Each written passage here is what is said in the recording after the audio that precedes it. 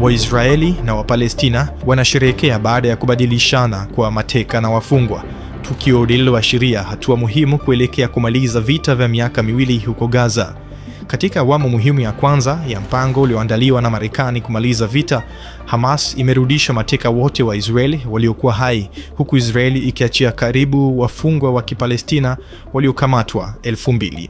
Kumekuwa na matukio yenye hisia, familia za mateka wa Israeli zikiimba na kulia kwa furaha walipojumuika na wapendwa wao waliokuwa wameachiwa huru. Kwa Wapalestina waliotolewa kutoka magereza ya Israeli, umati uliobeba bendera umewapokea kwa furaha walipowasili katika basi Gaza na ukingo wa Magharibi. Rais wa Marekani Donald Trump aliwasili Israeli dakika chache baada ya mateka wa kwanza kuunganishwa na familia zao, na katika hotuba yake mbele ya bunge la Israel alitangaza siku ya kihistoria katika Mashariki ya Kati mpya. Baadaye Trump alisafiri kuelekea kilele cha mkutano wa viongozi huko Sharm el-Sheikh, Misri, kukutana na zaidi ya viongozi 20 kwa mazungumzo kuhusu awamu za baadaye za mpango wake wa amani wa Gaza. Katika kilele hicho, nchi za Misri, Qatar, Uturuki na Marekani wamesaini tamko la kuhakikisha makubaliano ya kusitisha mapigano yanayolenga kumaliza vita vya miaka miwili vilivyoacha Gaza kwenye uharibifu mkubwa. Kubadilishana kwa mateka na wafungwa kumekamilisha awamu ya mwanzo ya makubaliano haya, zoezi ambalo limefuatia baada ya kusitishwa kwa mapigano siku ya Ijumaa na kuongezeka kwa misaada ya kibinadamu kuingia Gaza.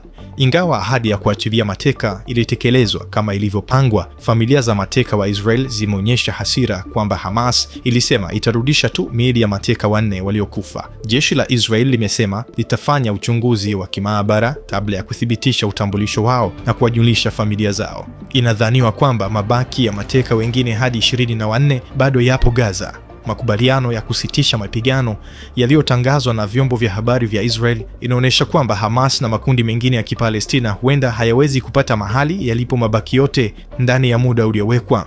Kama sehemu ya makubaliano, karibu wafungwa 1700 wa Palestina waliokuwa wakishikiliwa na Israeli bila mashtaka wameachiwa huru. Takribani wafungwa wa Palestina 250 waliokuwa wamehukumiwa kifungo cha maisha pia wameachiwa na Israeli, huku takribani 100 wakipelekwa ukingo wa Magharibi na idadi ndogo waliachiwa harem ya Mashariki. Mpango huo wa Trump unapendekeza Gaza kuongozwa mwanzo na kamati ya muda ya wahandisi wa Palestina chini ya uangalizi wa bodi ya amani, kabla ya madaraka hatimaye kuhamishiwa mamlaka ya Kipalestina mara itakapokamilisha mageuzi. Lakini mazungumzo magumu yatahitajika ili kusonga mbele na awamu za baadaye za mpango huo. Miongoni mwa hoja ni kiwango cha muda wa kuondoa kabisa majeshi ya Israel, kuondoa silaha za Hamas na utawala wa baadaye wa ukanda wa Gaza. Hamas awali imesema haitasalimisha silaha isipokuwa taifa la Kipalestina liwe limeanzishwa, na limekataa wazo la utawala wa kigeni Gaza.